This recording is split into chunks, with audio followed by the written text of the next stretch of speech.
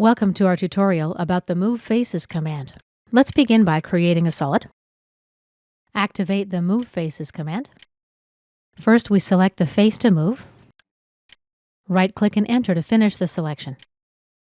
Now I'm going to pick a base point. I'll snap to this endpoint and the second point of displacement, and the move operation executes. Let's undo that. Now I'm going to create two holes using cylinders, starting from the top face. Something like this. Activate the Solid Subtract tool. Select the solid to subtract from, right-click. Now select the solids to subtract. I'll use both my cylinders. Right-click to finish. Here are our two holes.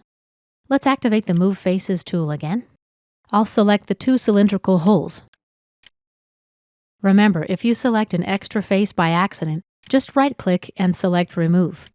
Then click on the face you want to remove. If you need to add a face, same thing, right-click and select Add Faces. Then select the face you want to add. Right-click and enter to finish your selection. Now we specify a base point and the second point.